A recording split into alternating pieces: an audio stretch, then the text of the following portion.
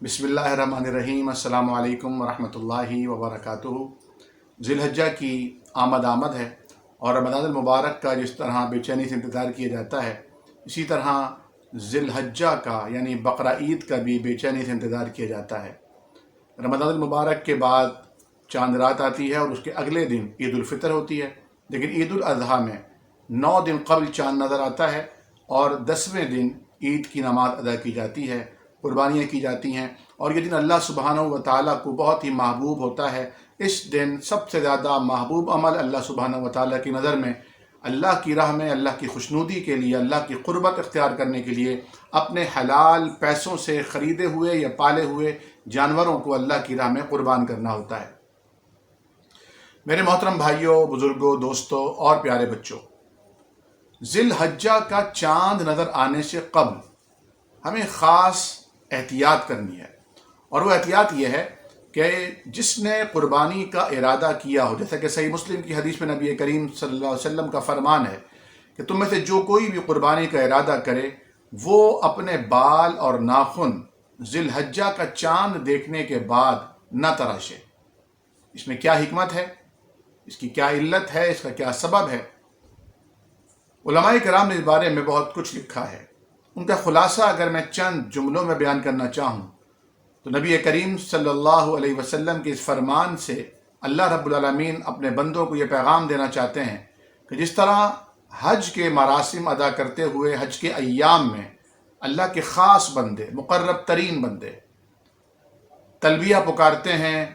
احرام کی حالت میں ہوتے ہیں، اپنے آپ کو فراموش کر کے اللہ سبحانہ و تعالیٰ کی یاد سے اپنے دل اور دماغ کو معطر کیے رکھتے ہیں، تم بھی اپنے اپنے شہروں اور ملکوں میں رہتے ہوئے، اپنے گھروں اور اپنے علاقوں میں رہتے ہوئے ان کی سی وہ کیفیت اختیار کر لو۔ اور ایک حدیث میں تو بہت ہی خوبصورت حوصلہ افزا بات کی گئی ہے۔ ایک صحابی نے عرض کیا کہ یا رسول اللہ صلی اللہ علیہ وسلم، میرے پاس سوائے ایک دودھ دینے والی بکری کے کچھ نہیں ہے، لیکن میں اللہ کے حضور قربانی پیش کرنا چاہتا ہوں، تو میں کیا کروں؟ کیا اسے قربان کر دوں؟ حضور کریم صلی اللہ علیہ وسلم فرمایا کہ نہیں، تم ایسا کرو کہ ذی الحجہ کا چاند دیکھنے کے بعد اپنے بال اور اپنے ناخن نہ تراشنا۔ عید کی نماز ادا کر لینے کے بعد تم اپنے ناخن اور بالوں کو تراش دینا، اس سے اللہ تعالیٰ تمہیں قربانی کا ثواب عطا فرما دے گا۔ اس کے تحت علماء کرام نے لکھا ہے کہ کوئی ایسا غریب، ایسا مسکین، ایسا فقیر، ایسا مفلس نادار شخص جو چاہت کے باوجود بھی قربانی نہیں کر سکتا، خواہش کے باوجود بھی قربانی کا جانور نہیں خرید سکتا، اس کے لیے ایک بہت بڑی حوصلہ افزا بات ہے کہ وہ ذی الحجہ کا چاند نظر آنے سے قبل ہی اپنے بال تراش لے، ناخن وغیرہ کاٹ لے، اور چاند نظر آنے کے بعد اب اس نے اپنے بال نہیں تراشنے، اپنے ناخن نہیں تراشنے، بلکہ نماز عید ادا کرنے کے بعد لوگ اپنے جانوروں کے گلوں پر چھریاں چلا رہے ہوں گے اور یہ اپنے ناخن تراش رہا ہوگا، اپنی مونچھیں تراش رہا ہوگا۔ اللہ رب العالمین اس کی نیت کے اوپر اسے بھی انشاءاللہ قربانی کا ثواب عطا فرما دیں گے۔ میرے محترم بزرگوں، دوستوں، بھائیوں، بہنوں اور بچوں، ذی الحجہ کے یہ 10 دن انتہائی اہم دن ہیں، بالخصوص 9 دن انتہائی اہم ترین دن عبادت کے لحاظ سے۔ سب سے پہلے اس میں روزے رکھنے چاہیے، کثرت سے روزے رکھنے چاہیے، اور اگر آپ یکم ذی الحجہ سے لے کر 8 ذی الحجہ تک روزے نہیں رکھ پاتے تو 9 ذی الحجہ کا روزہ رکھنا ہرگز نہ بھولیے گا۔ یہ عرفہ کا روزہ کہلاتا ہے، اور ہر ایک کے اپنے مطالعے اور ہر ایک کے اپنے جغرافیے کے لحاظ سے، اپنی چاند کی پیدائش اور چاند کے طلوع کے اعتبار سے ہر ایک کا اپنا الگ عرفہ ہوگا۔ عرفہ سے مراد 9 ذی الحجہ ہے، نہ کہ وہ دن جب حاجی عرفات کے میدان میں جمع ہوتے ہیں۔ 9 ذی الحجہ کو روزہ رکھیے گا، یہ 1 سال کے گناہوں کا کفارہ ثابت ہوگا۔ نبی کریم صلی اللہ علیہ وسلم نے اس روزہ رکھنے کی بڑی ترغیب دلائی ہے۔ اور ناظرین کرام، اگر ان 10 دنوں میں یعنی یکم ذی الحجہ سے لے کر 9 ذی الحجہ تک، اور پھر اس کے بعد 10 ذی الحجہ کو، اور پھر 11، 12 اور 13 جو ایام تشریق ہیں، قربانی کے دن ہیں، ان دنوں میں آپ کثرت سے صدقہ کرتے ہیں تو یقین جانیے عام دنوں میں صدقہ کرنے کا جو ثواب ملتا ہے، ان 10 دنوں میں، ذی الحجہ کے دنوں میں صدقہ کرنے کا ثواب کئی گنا بڑھ جاتا ہے۔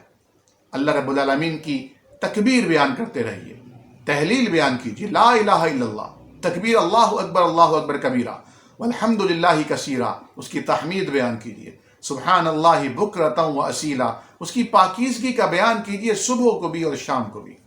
حضرت عبداللہ بن عمر رضی اللہ تعالی عنہ بازاروں میں نکل جاتے، اور بازار میں جانے کا مقصد کچھ خرید یا فروخت نہ ہوا کرتا تھا، بلکہ لوگوں کو یاد دلانے کے لیے آپ اور آپ کے شاگرد بلند آواز سے تکبیرات پڑھتے تھے، اللہ اکبر